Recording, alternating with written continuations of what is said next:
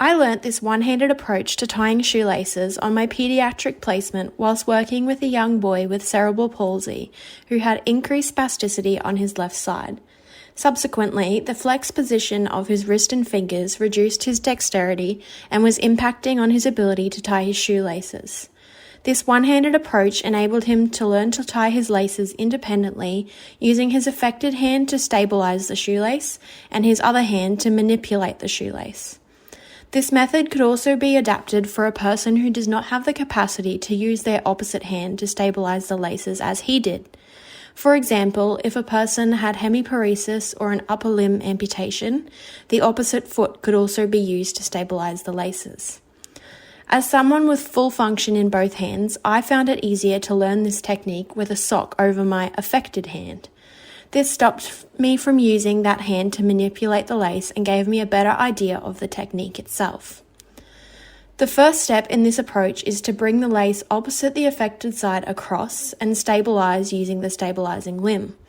For the purpose of this video, my left hand is my affected side, so I brought the right lace over to the left and used my left hand to stabilize.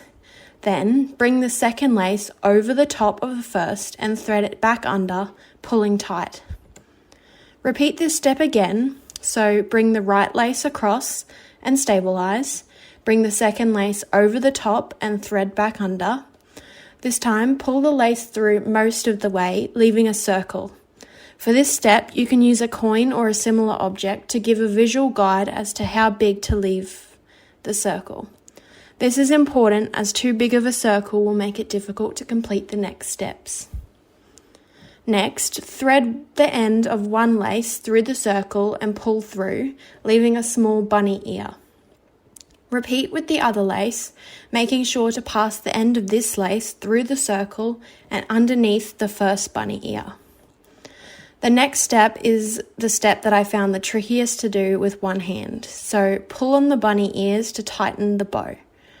The boy that I worked with used his affected arm to grip one bunny ear with a power grip using his whole hand and to pull on both bunny ears simultaneously with both hands.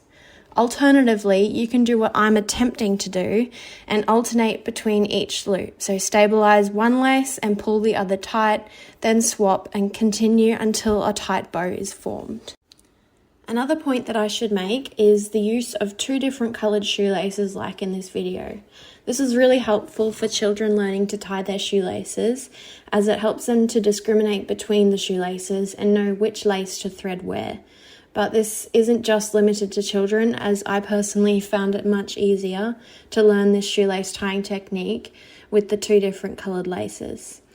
It's also much easier to learn this method or any shoelace tying method on a flat board or book like the one that I'm using.